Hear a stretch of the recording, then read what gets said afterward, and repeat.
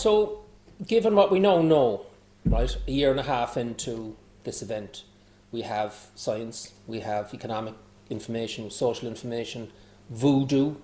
You know, what should be done differently if we were starting with a blank page? I think that's the first question I'd like to start with. Anybody want to take that? Yeah, well, I try and put it simply. So the 2019 WHO pandemic guidelines, they were published in October 19. Very comprehensive, decades of Western science, designed for pandemics bigger than this one. And they were completely ignored and thrown in the bin. And the Irish and UK guidelines were based on those. Again, they allowed for a pandemic much, much bigger than what we have seen with SARS-CoV-2.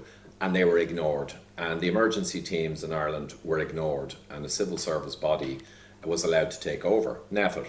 So I would say, going back, we should have simply used the original pandemic guidelines. But what would have that, can you just spell that out for people watching? What does that mean in practical terms? The pandemic guidelines, WHO, there was no isolation of exposed individuals advised. In other words, certainly no locking down of asymptomatic people. So that's one of the big differences. And another way to put it is that Sweden essentially followed the traditional guidelines because their epidemiological people were in control, and they knew that our Western science, right, developed over decades, was good science. So they followed it. In the end, Sweden in 2020 had around a 0.03% excess death rate over normal, which is obviously tiny. But they did never lock down. They had kids in school up to 16 years old, all the way through, and they had people in restaurants, parties of 4 max, etc. They followed the guidelines.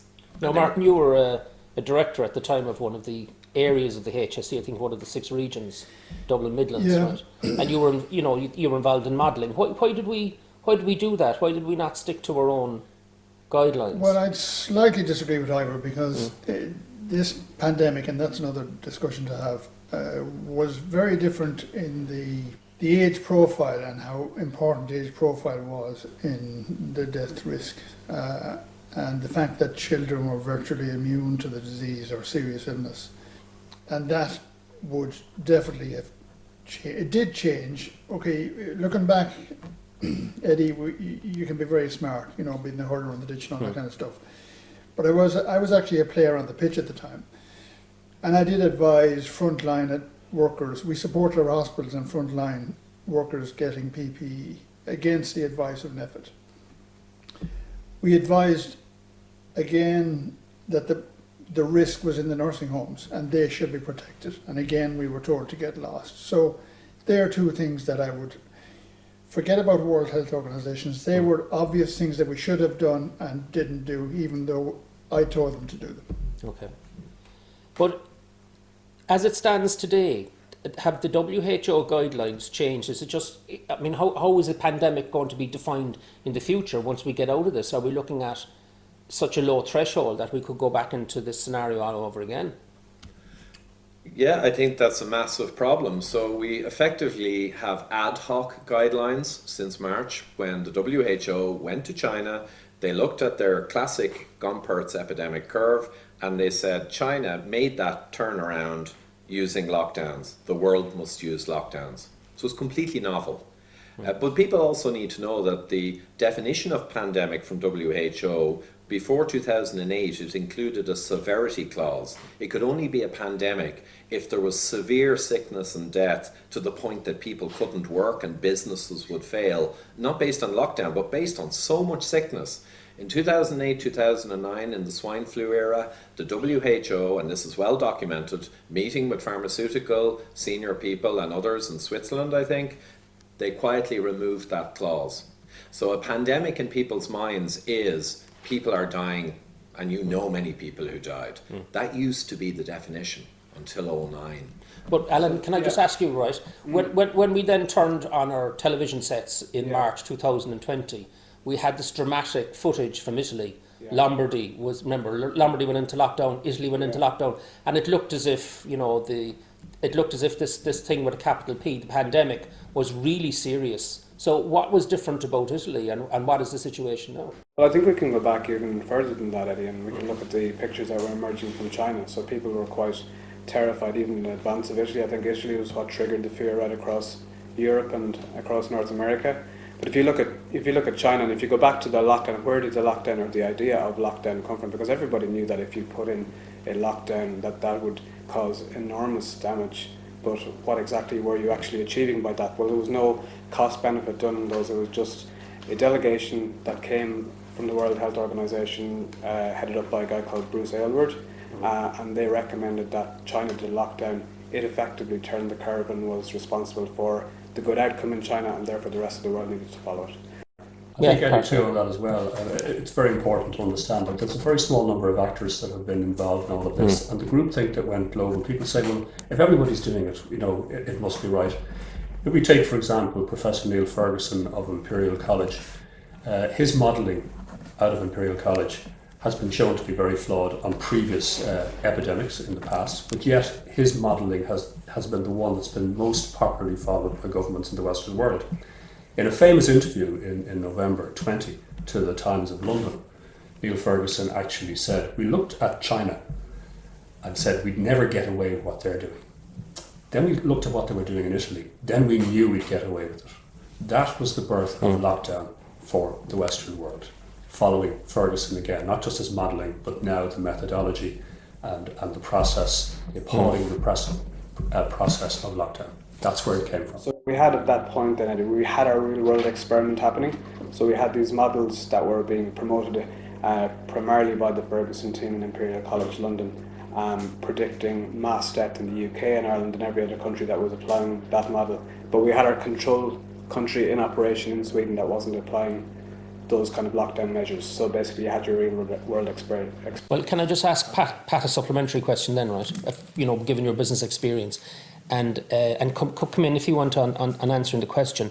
When you look at the structure we put together in EFIT, right, which is made up of full-time, public paid people, right, making certain decisions, allowing them access to the airwaves and everything that evolved from that, plugging into RT and the feed of information over the last year and a half.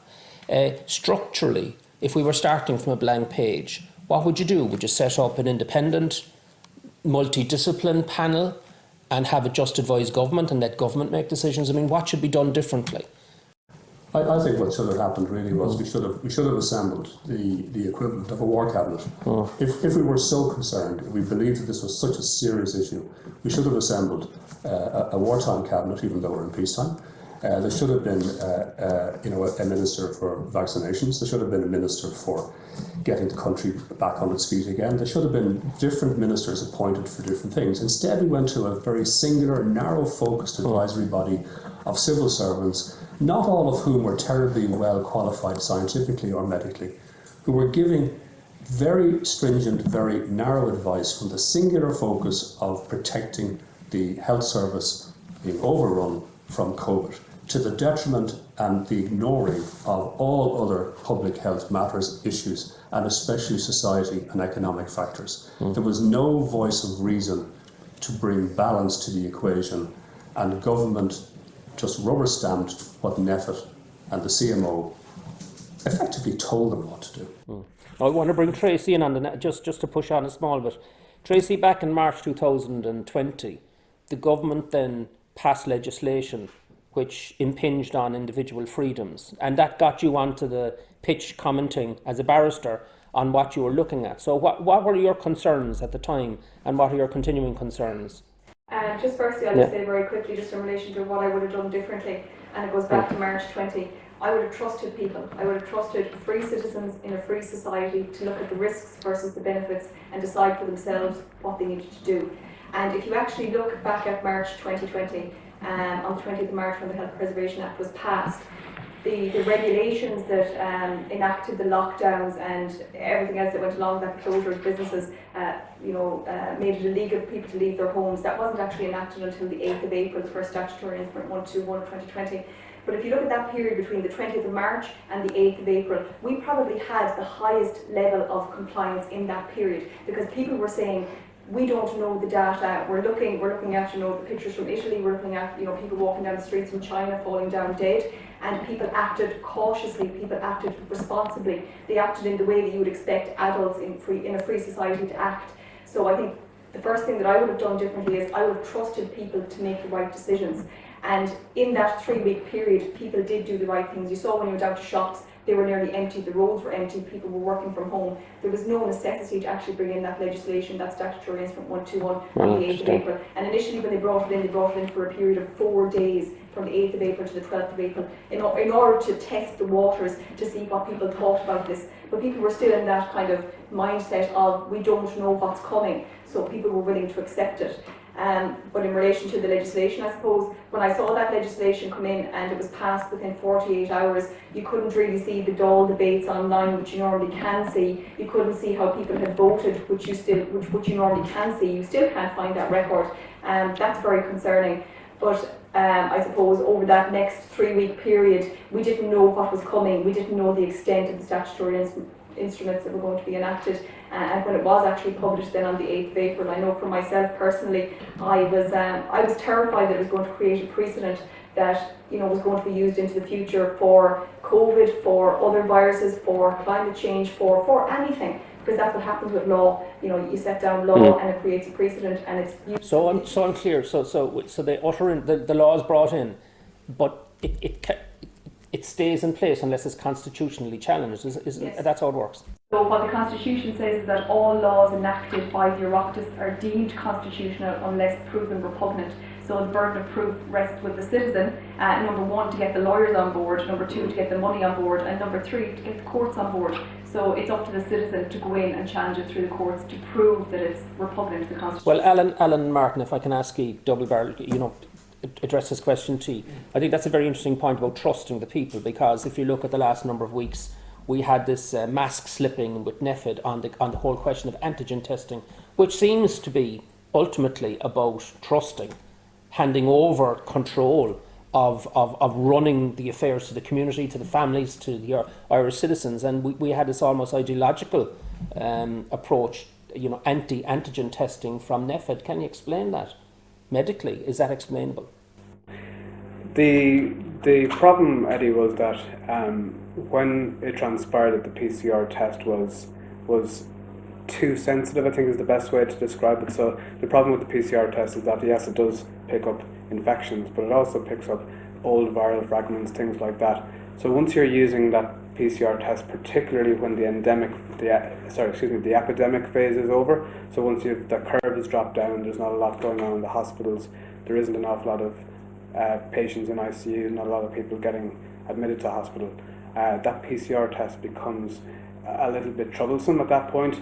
Antigen testing would appear to be the perfect tool once it became available then later on in the year, to use that then to protect places like nursing homes, hospital settings, use it for aviation, for universities, to open up the economy again, while people were kind of trying to disentangle themselves from the fear that had occurred over the previous. But for those listening who don't know, can you just simply explain what is the difference between the PCR test at a high level of magnification and an antigen test? I think the most basic way to describe it is that an antigen test is positive when you're infectious to others. I think that's about as it. You have live virus in your system. It makes it the ideal screening tool, and Michael Mean is a professor in Harvard University who has spoken quite well about this and has been in conversation with our own Oireachtas and has got into some discussion with members of NPHET on the topic. So if you just to the other side of that, Eddie, is if you use PCR to identify people with the infection who are infectious, 3 of the 4 you identify are actually not infectious at all. So if you use it to lock down people and isolate people and restrict movement, you are actually 3 out of 4 of the people you said can't do A, B, and C is unnecessary. So are you saying, so I'm clear, Martin, are you saying that cases, in inverted commas, that have been accumulated consistently by RT every day, the cases we've got, you're saying that 3 or 4 of the cases are not a problem? Yep. As Alan was saying, when you have a low incidence within the country, when the peak and the spike is gone, yes. Okay. Now it varies. The higher the level of the disease in the country, the less false negatives you have. The other thing is that what's come out recently under Freedom of Information is that the running cycle is up to 40 and 45, which is utter lunacy. That's the magnification of the PCR. Yeah. When you say utter lunacy, well, beyond 25, 30 on, it's highly unlikely. Is Effectively irrelevant because you're not infectious to others. You're not sure what you're picking up at that point. But we don't know what percentage are in that 30 to 45 group. That's what you really need to know. Okay. But that's where you would actually want to use antigen, ironically, to validate the PCR test. But why did NEFID take such an extreme stance on antigen testing? Was it because they didn't want to lose control, as the point that Wills Tracy was making about trust? They didn't trust the public, and they didn't put the most important element of public health on the table, which is the public and trusting the public, and saying we have a very valid, a very useful public health tool that we can distribute widely. We can use it for people who are visiting. And it's much cheaper than PCR tests. Are cheaper, much more useful in this kind of setting, and it wasn't availed of. It's incomparable. So PCR, you might be a couple of days waiting for the result, which is a disaster. It's maybe up to €200. Antigen, you get the result in 20 minutes. And you can do a retest 12 or 18 hours later if you're going to go into an exposed setting and double check, and then its reliability goes right up to the overly sensitive PCR. So from an engineering perspective, if this was a complex engineering issue, no-brainer, antigen would be used massively and PCR would be used in a targeted fashion, depending on whether you were in a case-demic where nothing much is happening, like the summer in Northern Europe, or you're right in the middle of a seasonal surge, where PCR is kind of okay to use. Well, can collateral damage too, Eddie. Yeah. The collateral impact of this was enormous as well, because not only a high incidence, as Martin has said, a high incidence of false positives coming out of PCR, meaning non-infectious cases. But then we had the situation of the track and trace. So anybody who was in close contact of somebody who had a PCR positive, who in themselves were potentially not infectious, were then told to isolate for 14 days. And this was very prevalent, particularly among healthcare workers, where we actually ran short of healthcare workers because they were being sent home to isolate as being close contacts in case. And that had an enormous impact right across society, which was very damaging. So it magnified something that had already been magnified. Correct. Yeah, okay. We looked at actually the PCR last year because I suppose in the same way that everybody else, we thought this is the Achilles heel of everything that's happening at the minute, and we tried to see whether or not we could challenge the use of the PCR, but because we have the separation of powers in this country, it wouldn't be what's called justiciable through the courts. So the courts would say, well, that's a policy decision for the government, so you can't actually challenge their use of the PCR test. So that was a great difficulty for us in trying to actually bring a challenge against PCR through the courts. There was a propaganda effect as well of using PCR, in my view. And this is just my personal view, but I think that PCR cases were used to instill fear and to sustain fear, and to keep us in lockdown. And I think that was the ammunition that was used for the news, 601 news every day. Cases, as opposed to, hospitalisation would be reduced, mortality numbers would be reduced, but the main emphasis all the time, the star of the show all the time, has been cases. Yeah, but what you're describing there, Pat, is propaganda, not news. I believe it is, yes. Going back to what Tracy was saying about the emergency powers and why people accept them so easily, and I think Martin has spoken quite a bit about this, is the fear that was generated, and the fear that was generated by the pictures from China, the pictures from Italy, and then the constant media propaganda, as you described, the cases every day. But those cases, as we learned as we went into the summer, the testing kept going, and what you ended up having was a wave of cases. Well, can I just cut through all the noise for a second, just to the absolute bottom line, even though it's hard to do so, to get into the hard data, right? But we're now a year and a half in.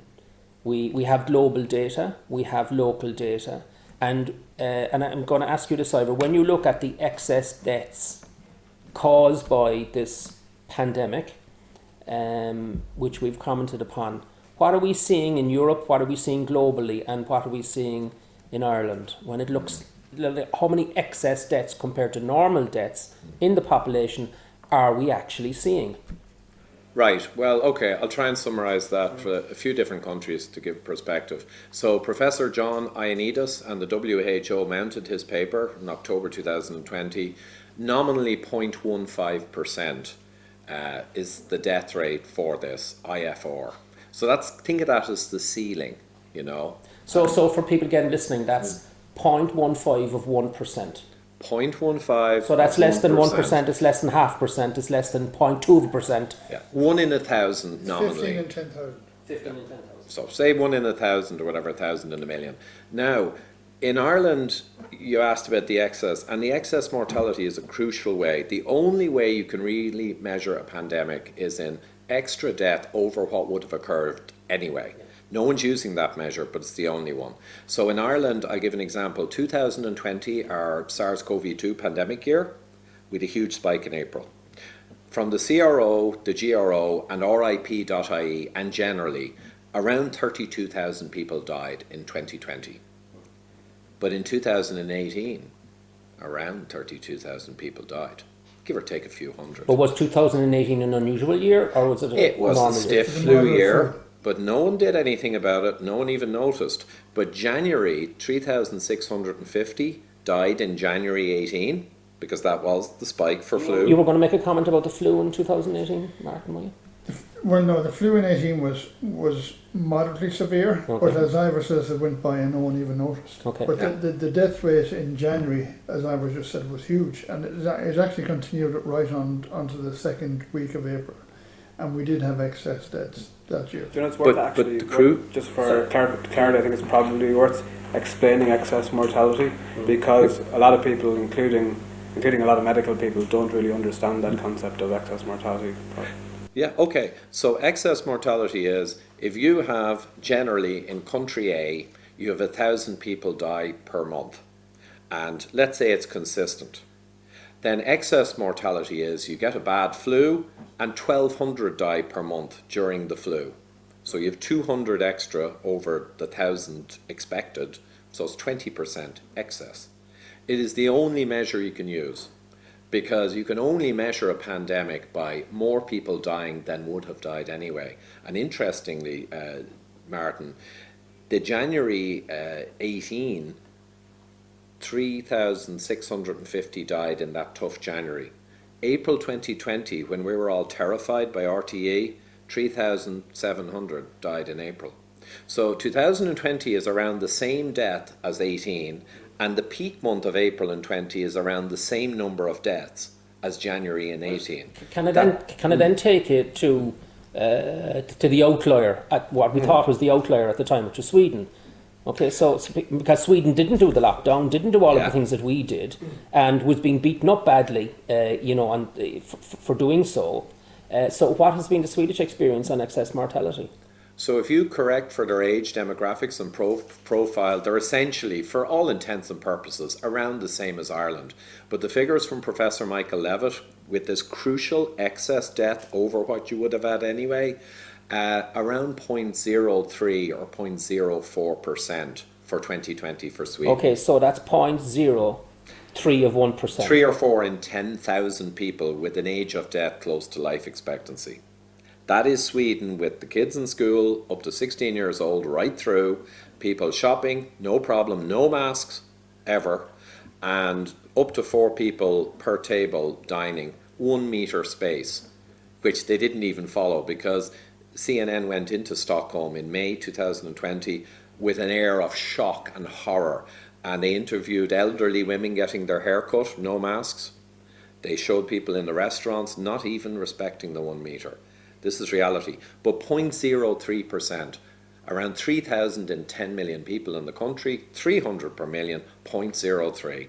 That was their impact. So interestingly, a few weeks ago, our Tánaiste Leo Varadkar put out a tweet where he was showing the excess mortality for many countries in Europe, and he was pointing out the fact that Ireland was near the bottom, so that we had done so well and that our lockdown was responsible for that. But the key point of that tweet was that 2 or 3 rungs above that was Sweden, so they had achieved pretty much the same, the lower third of excess mortality in Europe, very similar to Ireland, and yet none of the damage associated with the lockdown. But can you then explain to me then, folks, just bringing you all in, right?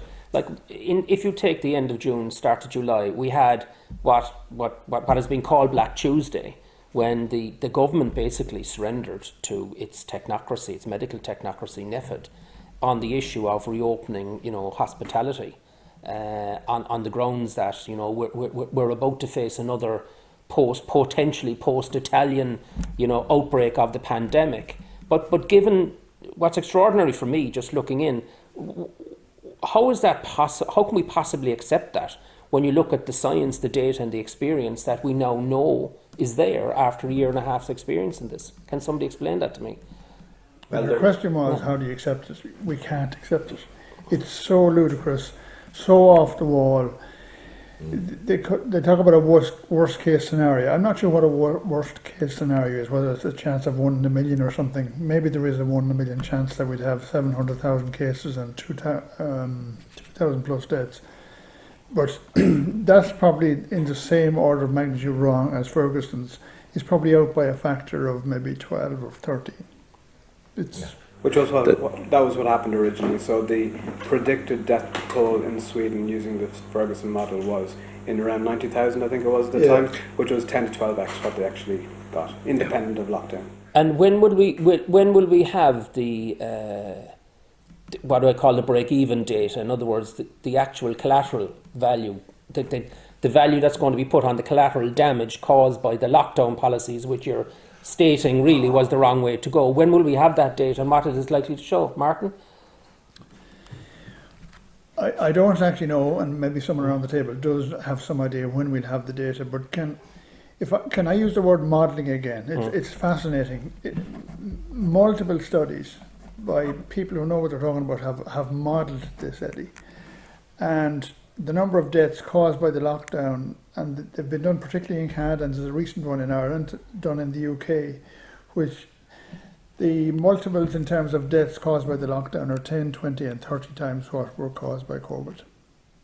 But that's modelling. But how come that modelling is not accepted at all? Sorry, I just want to pause you there because that's quite dramatic, right? Well, these studies are showing that the excess deaths caused by locking down is 20 times greater than the actual. Ivor is a more expert in this than I am. They vary, but there are always much more death from lockdown and societal health impacts from lockdown than SARS-CoV-2. They're always much worse. And some of them do go up into the factors of many tens. And some only say it'll be 5 times worse. But either way, we did an intervention that certainly would cause more suffering and death than any saving it made. So that is never going to change for the rest of time. Now the recent Irish one that's published, nice little study, I haven't gone through it yet. It's saying 25 times more societal damage, death and suffering, approximately, than we saved. And these studies assume that we saved quite a few people. However, there's a very good study that no one is talking about that models that if lockdown is successful and you do flatten the curve, the suppression of community immunity in the healthy during that period will cause Granny to be at greater risk the next time the virus triggers in the next season. In other words, the lockdown will even maximise COVID-19 deaths over the longer term. And I'll just add one final thing, and I know I don't want to take it all. Lockdown is proven now, insofar as you can in science, to be a useless intervention. And one example is Eastern Europe. Back in April, they were getting huge kudos for their amazing lockdown, Central Eastern Europe, and they all took the credit. When the next season came in, the reality was they had just missed the seasonal trigger of the virus. They got lucky. When the next season came in late 20 into 21, they began to have problems. So they had a reputation to keep. So they put in mega lockdowns and they masked everything, including the dogs and the cats. That's a joke, but they did mega lockdown and masks. What happened? The virus went right up in mortality and they ended up the worst in Europe, if you looked at both seasons. And Anders Tegnell, a year later, he said, judge me in a year, in spring 21. They interviewed him the other day and he was very delicate about it, but it was a tour de force of victory. He was correct on everything. But back to Black Tuesday, I'm not a scientist, I'm not a data modeler. One thing I can do though is I can read, and sometimes I wonder whether our modelers in NEFIT actually share that talent as well. But I read Public Health England published their numbers for Delta variant cases between the 1st of February and the 22nd of June this year. 92,000 cases. 1,340 required at least an overnight in hospital and 104 died. we had a forecast coming from Professor Nolan and Method that said, in the worst case scenario, 700,000 cases in August and September forecast potentially as a possibility, and 2,100 deaths. I don't need to be a scientist to know that I'm having my chain pulled, and I believe that Cabinet seriously had its chain pulled by Method, and disgracefully they capitulated and went with such a farcical, bogus modelling concept. Well, I'm not a medical person either, but one question I wanted to ask those that have looked at this with expertise here, because I'm coming to what I regard as the most serious question in just a minute, but I want to just get there with a sub-question, and that's that the evidence on mask wearing and controlling the pandemic. Can we talk about that, especially when it comes to children and the impact on them of mask wearing? Yeah, the mask, I try to avoid that sometimes, and sometimes my sheer frustration as a highly technical person dragged me into it.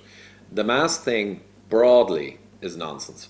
So we have 40 years of research into this topic with influenza, similar virus, similar transmissions, and the answer was we can't find any use or any advantage. Sometimes they look better, sometimes they look worse. We had the answer. And then someone at a certain level decided we want masks. Right? The big thing we were waiting for was an RCT, or randomized control trial. Now I knew how that would turn out because 40 years had already given the answer. Sure enough, it came up and showed no effect for masks for the wearer. It can't really test for the other person, but to be honest, it's aerosol. We know it spreads out the sides of the masks, out the top, everywhere. But what do we know about the impact of the mask on the mask wearer in terms of... Well, the mask wearer, I think the primary damage, and it's not to be underestimated, and enormous, is psychological damage. If you can tell your population in the middle of the summer, in Northern Europe, when the virus is gone and the hospitals are empty, every person must, under force of law, cover their face. That is an enormous step to take. That requires extraordinary, terrifying risk. Was the only thing that would justify you doing that to your citizens. But they did it. So that's the big thing. In terms of the impact, the latest study out a couple of days ago is in children up to 17 years old, I think, and they showed that the child with the mask, there was 6 times the concentration of CO2 or carbon dioxide inside compared to no mask. And they tested them with no mask before the experiment, no mask after, and during huge levels, way above the safety levels for CO2 in a room.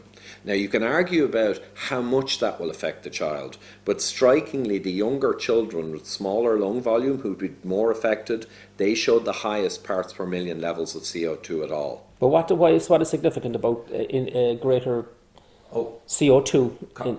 Concentration, when you respirate, you release CO2 in huge amounts and your body must clear it. If you're a swimmer, you learn, you must blow out more than you suck in because you must expel the CO2. So CO2, when it begins to rise, it has toxicity. And in children who are developing, God only knows on concentration on anything else. But the experiment did not prove the effect on the human, but it showed that they lied to us last year when they all said, no effect on CO2. Well, that then brings us to where we are now in July. And there seems to me to be a push now on to vaccinate young children, race between vaccination and Delta, and obviously you can see the background. It's about reopening the schools. So like what's your reaction to that? I mean, is that child abuse, or is it good science? I think before you even get to that point, Eddie, you have to talk about COVID in terms of risk and how it is applied to each age group. So if you're in your 80s, the impact of COVID is significantly more than if you're in your 70s, and then the risk just collapses below 65 to the point that if you get below the age group of 25 years, your risk of dying from COVID is about 1 in a million. Kind of rough and tough would be about the 1 in a million under age 25. 1 in a million under age 25. If you're healthy, yeah. That's lightning bolt type risks, you know. And you need to be clear about that, because otherwise you get pulled up on it.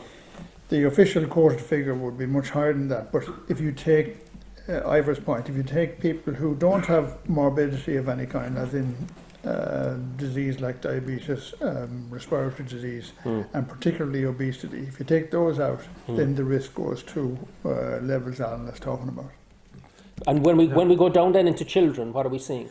Children, there was a very good study in America that looked at the entire, well, it was across the private health sector, which is most of America, all the child deaths under 14, and not one child who died under 14 years of age did not have some comorbidity. So then why the hell are we vaccinating children then?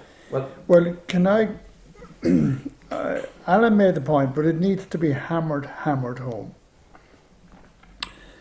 And it might go back to a question that you asked ages ago. Is there a shift, a complete shift, a paradigm change, if you like, in the way medicine and society is thinking? Because now what we're doing, Eddie, is we're injecting and vaccinating our youth to protect our old, and putting the youth at a greater risk than they were at before. Alan, can you explain that? Because that needs to be hammered home. I think we're into a very difficult scientific and ethical territory here at the moment. We are using young people and children to build a wall of defence for older people who are not just vaccinated, but by and large are at quite a low risk of dying from COVID anyway. Okay, unless you get into your 80s, your 90s with significant underlying illnesses. So that for me is a very, very dangerous place to be in medicine. The first tenet in the practice of medicine is first do no harm. There is the absolute potential for these, and we are seeing the evidence of it, that these vaccines can cause harm, and that if you are vaccinating a cohort of people who are of little or no risk to a condition, then that is dangerous territory as far as I'm concerned. But how can parts of the medical profession, large parts of the medical profession, either be for this or worse, in my opinion, just be silent and let it happen? How is that happening? Well, hang on. Eddie, these are very serious questions and they need serious thought and discussion. Maybe I'll start at the end by saying that there are Irish general practitioners who were asked to vaccinate the population, who were asked questions about the vaccination and its safety, and actually refused to use some of them. And one of them already has been struck off by the Medical Council. So there's a discussion there that could take all day. There's something wrong. There's something very wrong. And Alan just mentioned the bedrock of medical treatment, and that is first, do no harm, or certainly do an awful lot less harm than the disease would do if you let it go. By injecting children, there is no doubt that you are putting them at a much greater risk than if you didn't inject them. And that's what I'm saying, that's a paradigm shift. There's something radically wrong, or there's a change in society's concept of what we need to do to protect everybody or anybody. And I think absolutely we need to re-emphasize the figures. A person contacted me the other day and went to pharmacies, 7 or 8 pharmacies south of Dublin, and presented them with a series of questions, but also presented them, the pharmacist couldn't answer at all what the risk was documented from the vaccine, and could not at all answer what the risk would be for his 18-year-old daughter from COVID. He went through 7, multiple pharmacists, none could make a stab at either question. So he showed them that the Johnson & Johnson is a 1 in 10,000 in the literature from Johnson & Johnson, risk of clot, vascular or in other organs, and a long list of other risks. In fairness, Johnson & Johnson are honest. And then he said that a person below 25 in Ireland without a profound medical condition existing is in the order of around 1 in a million. So you're talking about a 1 in a million risk of death for his daughter, if that, to be honest, against a known documented risk from the medication. So that pharmacist is giving that person a very negative risk-reward treatment. Now, I treat it as a completely separate question, completely separate to that judgment. If the pharmacist says, okay, I agree this obviously is an utterly inappropriate medication for you, which it would be, from the numbers, right? But I think it might help your granny maybe, through transmission. Now the pharmacist has to back that up with science. And I tell you, they won't be able to. They won't be able to, because the science is not out there. Not to the point of giving someone a medication that's got a very poor risk-reward ratio. Well, can I just throw Tracy a question? Tracy, is it the case then that there was a waiver brought in at the very start of all of this where pharmaceutical companies were free from, being litigated by patients in court from the after effects of all of this? So the states did all that, including the Irish state. So what is the position today with regards to pharmacies delivering vaccines to people that ought not to have the vaccines on the basis of the science? I would imagine, I understand that GPs got some form of an indemnity. I would imagine that the pharmacies did also. But if I could just go back to something else, I suppose, just in relation to mandatory vaccination and children. We have been trying to implement mandatory vaccination policies in this country for 100 years. So if you actually look back at the Dáil debates for maybe around 1927, you can actually see that we had a mandatory vaccination policy in this country for smallpox for children at the time. And this is when we were the Irish Free State, so obviously before the 1937 Constitution. But if you actually read through the Dáil debates, you can see that at the time, Wexford, apparently a large proportion of the population there, 17,000 to 20,000 people, had refused to vaccinate their children, and they were talking at the time about bringing in, enforcing the laws that were in place at the time. But if you move on then, I think to 1928, they were talking about bringing in a conscientious objector clause into the vaccination laws. But that's one thing, I suppose. They have been looking for 100 years at making vaccines mandatory in the country. But if you look, an awful lot of people don't actually realise this, we already have a framework in place in the 1947 Health Act in section 31 and 32 that permits the Minister for Health to implement regulations for immunisation for infectious diseases. So the framework is already there. It wouldn't even need to go through the scrutiny through both houses of the Oireachtas and be signed by the President. The law is already there. All they would have to do is implement a regulation. But I think, that they're not going to do that. They're going to use coercive measures like what we see at the minute there with the indoor dining, with the vaccine certificate. That's the way they're going to do it. And if we look back at the Digital Green Certificate regulation that was passed through the European Parliament in April, at the time when Irish MEPs were lobbied, what they said was, no need to worry, this will never be used for domestic purposes, this is just for travel. Everybody knew once it came in, it's a stepping stone. First of all, travel. Now they're talking about bringing it in for dining. Yesterday I heard Catherine Mark. But what does that mean in practical terms? What is he? I mean, what's the difference between that law and what would look like if that law didn't exist? As in other words, you're saying that that this law came in the EU. Yes. And that would, it's going to go beyond, EU travel. But it made it acceptable, I suppose. It's the same thing like with everything that happened. When the masks came in on public transport first, it made it acceptable, then it was easier to bring it in for shops. So when they brought in the digital certificate for travel, it made it easier to bring it in for other things. It just became common. But I heard Catherine Martin just say yesterday that if it works for indoor dining, then we will look at the arts, music and entertainment. So if anybody thinks it's going to come in for one thing and not be rolled out for a host of other things, they're deluded. So you're talking about vaccine passports as a license to move around. Well, yes, I think it would be used for non-essential services. I think it would be very, very difficult to use it for anything that's considered essential, primarily because, and that's one of the reasons they didn't bring it into the workplace, because you have under the Constitution a protection to the right to earn a living. So you'd be able to take a constitutional challenge if they brought it into the workplace, whereas you don't have a constitutional right or a constitutional protection to eat indoor in a restaurant. So it's very difficult to challenge it, only maybe from a privacy point of view. But very clever what they've done. But can I just pull all this together just for a second, Alan, if I may? Just to pull it together for a second. So what the conversation has established so far is that the science behind all this is very dodgy, just to use common speak, that the level of quality of information that is being given and broadcast is very suspect. I think that's pretty well established. The excess mortality point for me is the absolute nail in the whole thing, because that's hard data. I think that's very important. But yet we are still at a situation where we're now talking about injecting children with vaccines before the schools reopen. The Delta variant, being another potential scare. So given that, and I can say this because I have some media background, given that mainstream media which has been hollowed out over the last decade from social media, was very weak coming into this, and is very dependent on state revenue from advertising support.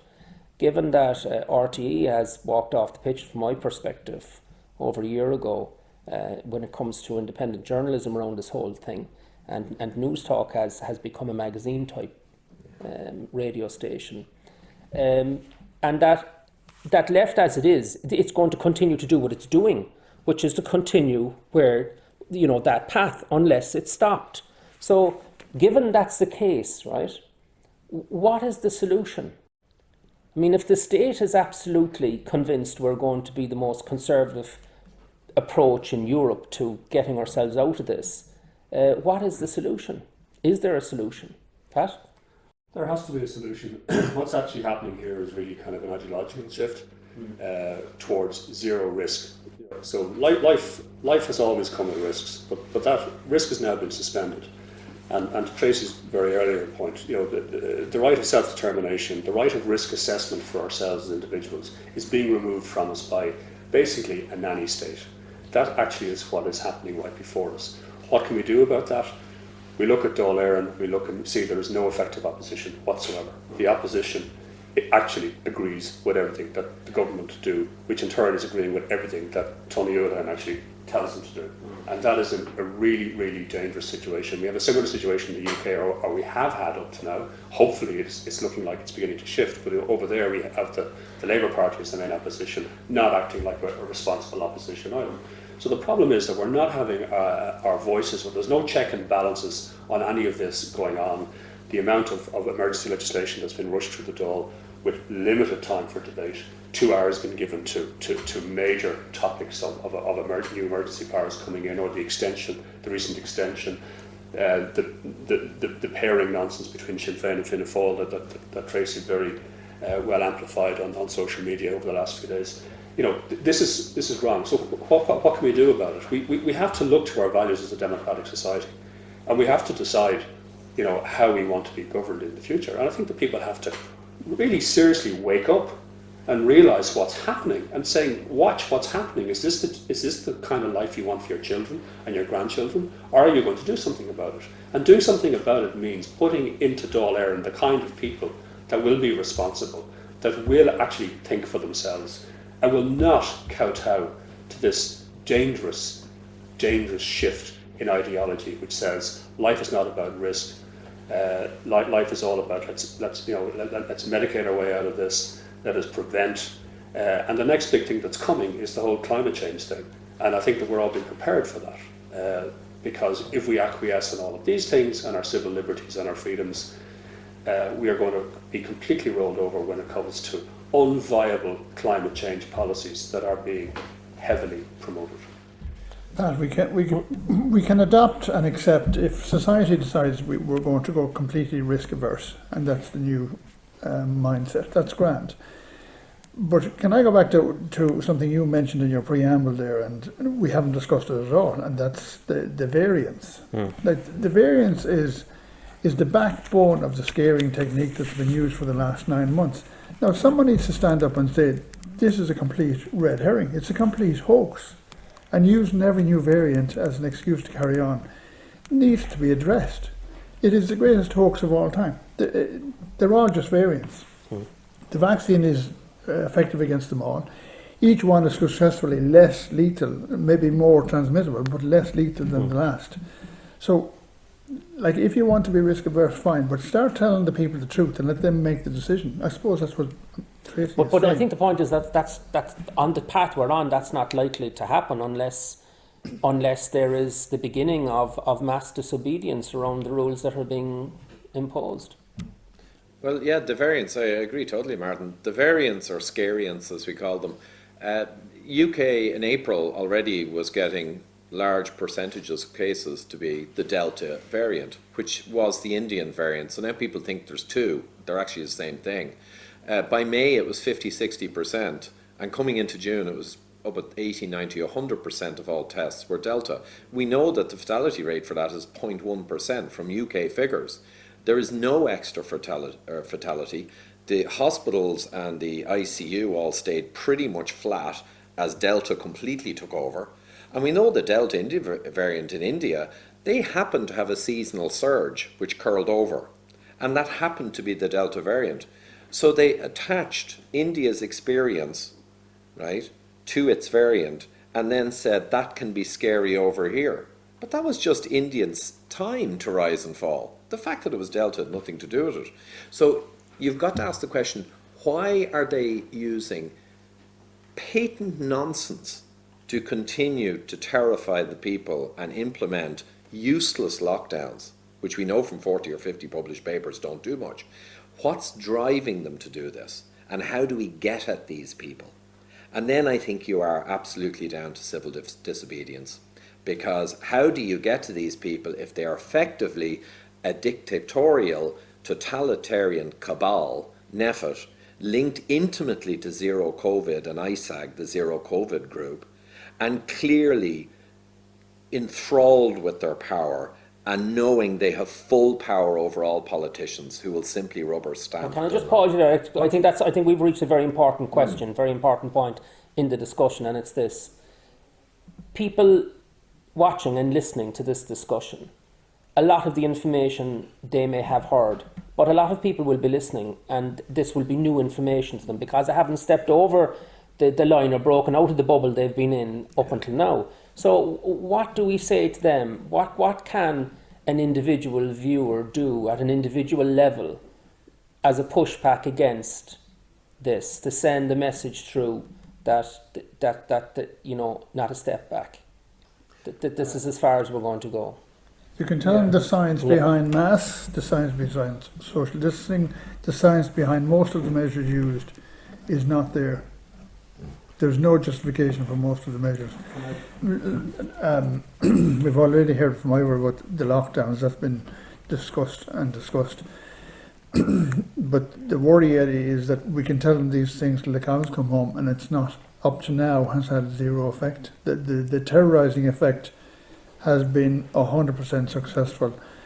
To put Goebbels to shame or McCarthy in America to shame, it's the same kind of phenomenon. No, that's accepted, Martin. But my question really is not addressed to the bulk. I'm talking about the people, the marginal movement of people over the side. What do we say to them today? What can they do in their own families, in their own communities to get the information out? What leadership can they show in their own way? So, and we can put the links below this wherever it's shared. 180,000 two-sided leaflets just went out all across Ireland from a group who did take leadership and put together the facts that we've discussed in a simple format, and they're hand-delivered in doorways all over Ireland. People could jump on those kinds of campaigns, print out, share.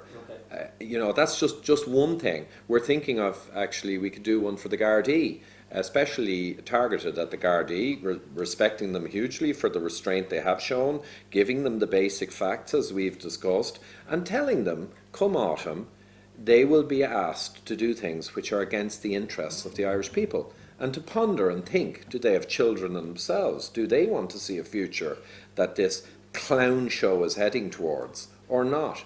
They'd be important. So I think people can engage. Maybe we will put with this when we share it, we'll put a list of links where people can engage and try and take back our society.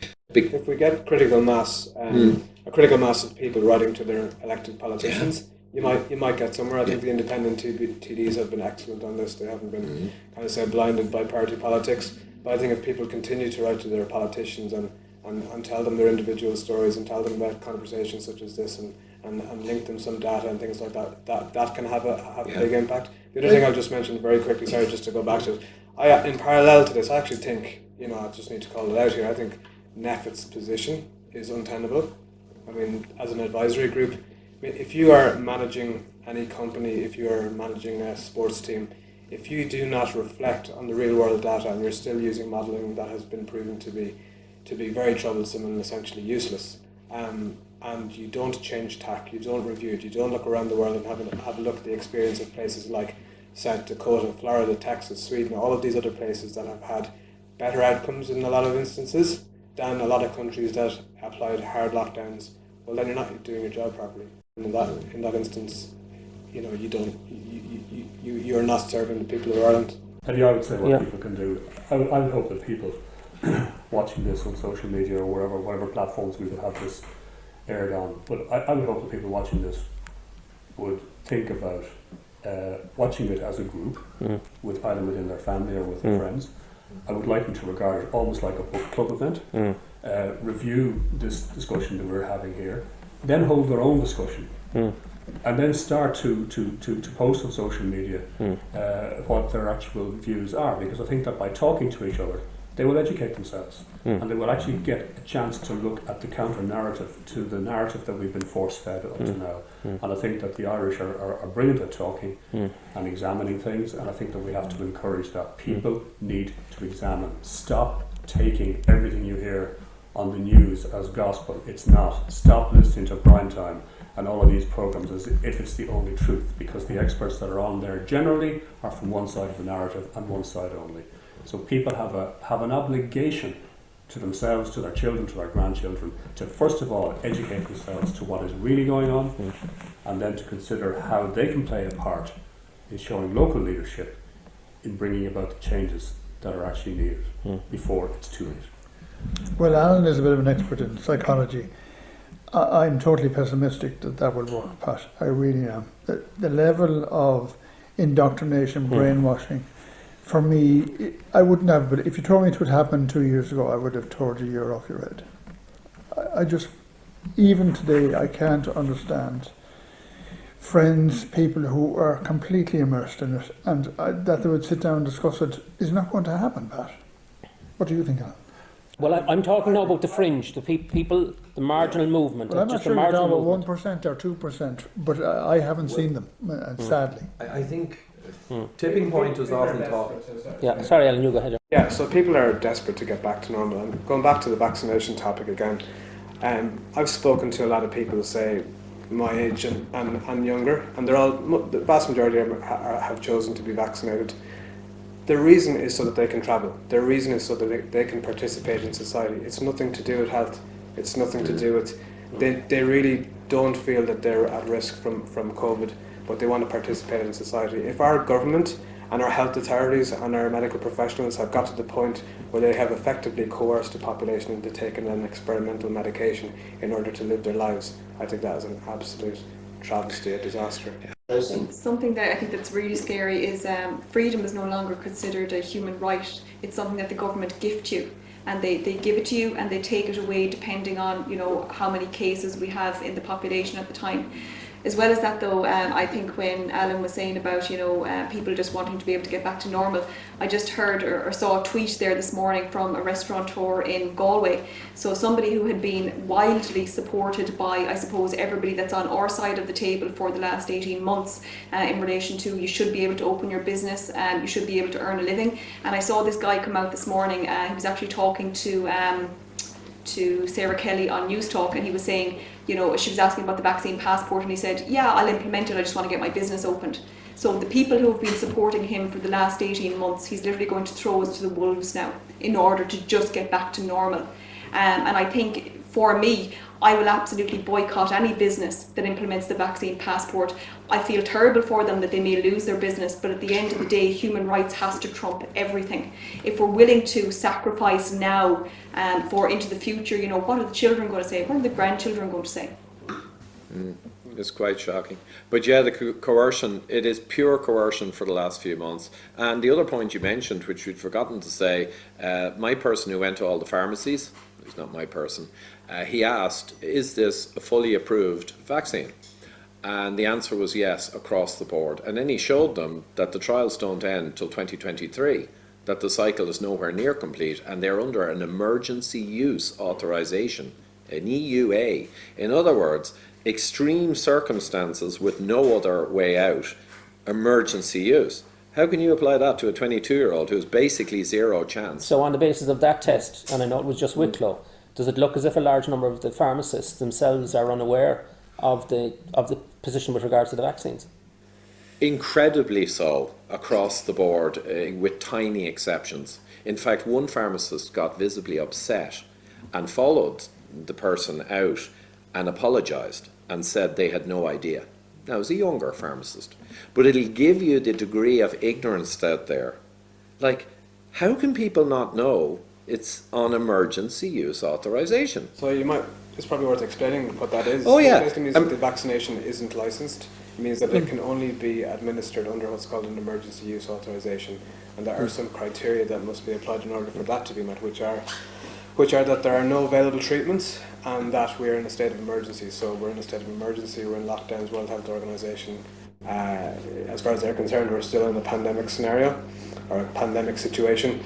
But we know that there are available treatments, and some of the information around that has been suppressed, and that probably brings us on to one of the other big topics of the last 18 months, which is censorship. Censorship across the general media, censorship across social media, censorship in quite shockingly in the medical profession. Can I go back on some of this experimental medicine, because that's what it is, and it isn't licensed. And again, I've mentioned bedrock already, but I'm going to mention it again. Bedrock is of any kind of intervention. It doesn't matter whether it's medicine, taking out a scalpel, or even talking to someone medically. You need informed consent. The people who, as Ivor has pointed out, the people who are administering this don't know enough about the medicine or the vaccine to inform anyone. So therefore you can't get consent. I know medical students in third and fourth year medicine in colleges who have been brought out to the various centres to vaccinate, and they haven't a clue about any of the side effects, or else all they're doing is sticking needles into people who are not informed, don't actually give consent. So there's something very wrong here. And as Alan has said, the medical profession is just standing back. And I think it's no more than the legal profession. We're all a disgrace, really.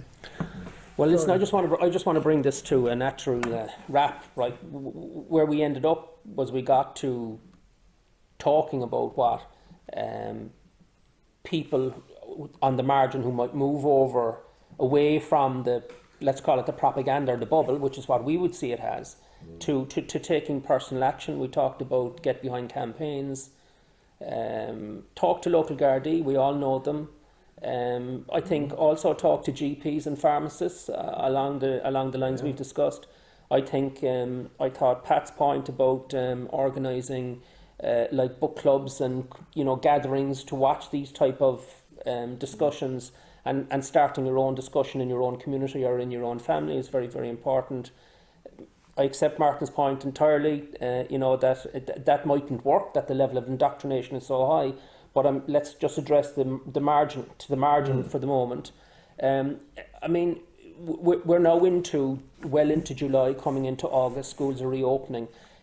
I think Tracy's point is where I'd like to finish. Really, Tracy is suggesting that any business that just relies entirely on vaccine passports to get access into it should be boycotted. I think that's on the table. The fear is that an awful lot of people say that don't get the vaccine, that they might just say, well sure, I'll just have the outdoor dining, I'll just dine outdoors. I'm not willing to be told once I try to enter a business, well you can sit outside there and everybody else can come inside. Yeah. I'm not willing to do that. Well, I'm not willing to be treated as a second class citizen based on my private medical information. But are we reaching that point? I mean, are we reaching that point of disobedience along the lines of taking counteraction to boycott organisations that are using vaccine passports as the sole entrance into their property or into their event? I think I'd agree with Tracy. It's actually our obligation, because we know the facts that we went through today. We know it is an utter absurdity for a 0.1% mortality, average age of passing, right, close to average life expectancy. We have all the data now. It's an endemic virus all over Europe. It's been through 2 waves with huge PCR positivity in each wave. We know it has riddled the populations. So there'll still be some effects in the coming winters, but the lion's share is behind us. And we have the magic vaccinations now pretty much deployed on top of that. So the idea of a permit to live your life anywhere is abhorrent. It is utterly abhorrent. So there's a duty on people who understand this, even if they're in the minority, right, to push back. I was just going to say, one of the reasons I think it's really, really important to boycott the businesses is because we're now in July. They're talking about having the system operational around the 19th of July. But just remember, July, then August, then September. The idea is to try and get the kids vaccinated before they go back to school.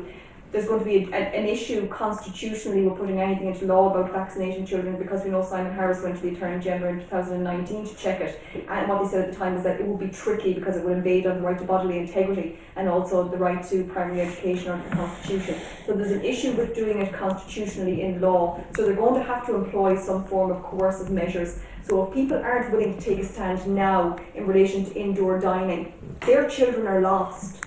So it's not just us, the people who don't want to take the vaccine for ourselves. They're coming for the children. I don't have children. I shouldn't have to be standing here telling people who do have children, this is your fight. But it is their fight. And Tracy, this boiling frog has typified the whole thing.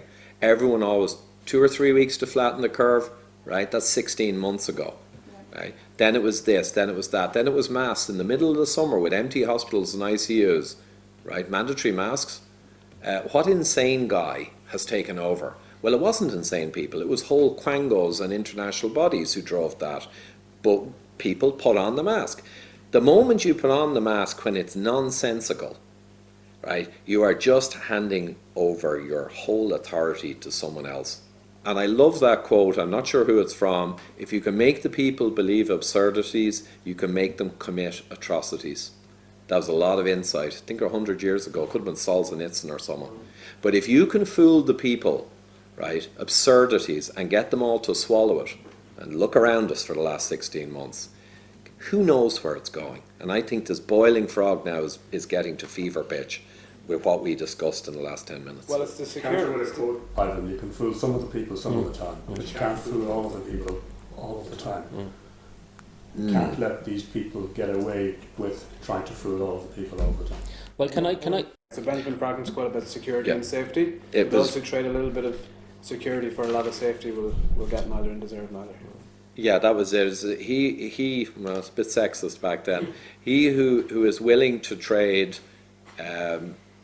his freedom, I think, to attain a little more safety or security, deserves neither and will get none, or to that effect. In other words, if you feed a totalitarian system, which this unfortunately is in all of its vector and direction the last year, if you feed it, it will grow and grow, and it will come and eat you someday. I mean, I don't know where this is going. Well, can I just put this as the wrap point? Really, we've gone through a lot. I found it very interesting, so thanks very much for coming and participating in the discussion, and hope that those on the margin out there will pick up the cues that we've given. But I'm just profoundly impacted by what Tracy has said. That really we're at a point now, and it's a red line, and that red line is vaccine passports, because it's creating a segmentation or division of Irish society that has very, very dangerous knock-on effects if it is successful. So are we suggesting therefore that those that engage in using vaccine passports should be boycotted? Remember, boycotting was something that was originally brought up in Irish history during very dark days, during the Land League days, and tendency to Captain Boycott. Are we calling for the return to the Irish boycott? Well, it's a tricky question, and I agree with everything Tracy has said, but it is a tricky question. If the government make businesses do this, i.e. you cannot open your doors unless you enforce this, well then those businesses are going to close. And so now you're into proper moral hazard at this point, whereby like if you initiate a boycott against a business, that if they were to choose the other path, they're going to lose their business in any effect. So they're caught between a rock and a hard place as well. So it is very, very tricky territory. So I find the idea of vaccine passports and the segregation of the population along the lines of health status unbelievably totalitarian, and I think that is a really, really dangerous direction that we've taken with this. I'd agree with Alan, I must say. I don't see it quite as Tracy does, because on the basis you're talking about fringe, you've mentioned a few times, Eddie, the vast majority of people are not on the fringe. They're going to get vaccinated and they're going to go and support these institutions or these restaurants and pubs which is great. So a few of us deciding to boycott the fringe is not going to make any difference, and it'll have zero impact. But it does make a difference to you when you're doing the right thing. No, it makes a difference. I think it's about doing the right thing Principle. regardless of the consequences. No, I'll do it for myself, but it'll have zero effect on trying to get out of this mess for the country. Now, there may be establishments as well that it may turn out are not very focused at all on checking these, because I think another thing to keep in mind is I had work done recently, and every single tradesman, around 7 or 8 different trades in, every single one was 100% on our side, to the point of anger. Also the guy in the recycling centre, also many people I've polled in stores. So it seems like the working classes of Ireland on the lower end jobs, there's a massive amount of awareness that this thing is insane. But in the pampered Rathfarnham and Donnybrook, professors' classes, I have a daughter in college, she said it is unreal. They are literally, she's in the medical kind of sector, they are gushing about the vaccines for kids. Gushing about the vaccine. So isn't it an interesting thing that our whole kind of side of the house now is common sense people, Maybe there's more there who will turn. Just when you were saying though about them potentially not policing it, that's what happened initially with the shops. That's the reason there wasn't a requirement for evidence in the shops in August of 2020 when they brought in that statutory instrument 296, and that was a month after they brought in 244, the public transport, which did have a requirement for evidence. But if you see now over the last 6-12 months, shops are policing it. So once it's brought in, it is that type of a stepping stone, to bring it into other industries, and they will eventually start policing it when they see everywhere else police it. So I think, even if we think it might be brought in and some some restaurants or bars or wherever won't actually police it, they will eventually police it. And it'll be partly self-policing, because other customers will be saying, well, I didn't see you checking anybody at the door, or they'll be reporting them to the guards, or their employees will be reporting them to the guards. So it will eventually be policed. That's why we have to stop it now before it comes in. And I agree, and when you say that, I must say East Germany is all I can think as you talk. Just think of the rhetoric, just think of the absurdity. We are sitting here with a bad flu equivalent disease that's now endemic across Europe and is pretty much way past its worst, and a vaccine's been deployed. And we are actually sitting here talking about showing your papers to go in to get a burger. But also remember, Isn't it insane that we are sitting in this world? Equally, where we're sitting is that we've now been made divisive against each other. That was part of it. Even around this table, we have different views on this. My heart goes out to any business person who's doing their utmost to try and stay alive and feed their families. And it is just shocking that individual citizens of the state are put in that position of having to even think about boycotting or not giving somebody business. I find that reprehensible. I think that alone is the reason why Tony Holohan and Neffet need to be stood down immediately. It's why government need to feel the ire of the people. They should not allow this divisiveness. They should not be bringing children into play, the vaccination of children as the price of going back to school. This is outrageous blackmail, and we have to call it for what it is. And people have stop being lazy. That's what said anybody watching this. Stop being lazy. Educate yourself. Look at what is going on. And bloody well do something about it in your local community, with your local TDs. Do something about it. Stand up and be counted, and stop being politically correct all the time. Stand up and be counted. Imagine things became so divisive that in May of this year they set up a hotline in Donegal for people to report breaches of COVID-19 at a time when the legislation was very, very restrictive, and the Guards said at that time that 60% of the calls that were made to that hotline didn't actually, once they investigated, they weren't breaches of COVID. So can you imagine what neighbours were reporting neighbours for when the laws at that time were extremely restrictive? That's the type of society that we've created now. Yeah. 2 years ago, you go out to dinner, you wouldn't dream of asking somebody, do you take medication for any condition? That would never, ever come up in any kind of normal society. And yet it's perfectly acceptable now. Are you vaccinated? And it gets divisive, people kind of... Well, I'm going to suggest, right, I'm going to stop it here now, because I think we have some natural conclusions. But the one for the tape that I'd like us to end on is the last thing that Pat said. I think he just summarised it, he just nailed it. And it's a call to action as well, love it. Yeah.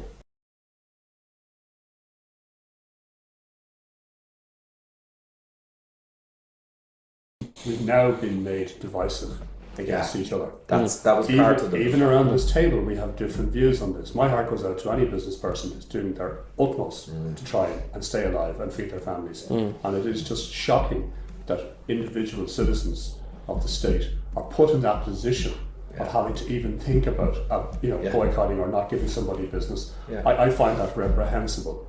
I think that alone is the reason why Tony Holohan and Neffet need to be stood down immediately. Is why government need to feel the ire of the people. They should not allow this divisiveness. They should not be bringing children into play, the vaccination of children as the price of going back to school. This is outrageous blackmail, and we have to call it for what it is. And people have stopped being lazy. That's what I said. Anybody watching this, stop being lazy. Educate yourself. Look at what is going on. And bloody well do something about it in your local community, with your local TDs. Do something about it. Stand up and be counted, and stop being politically correct all the time. Stand up and be counted.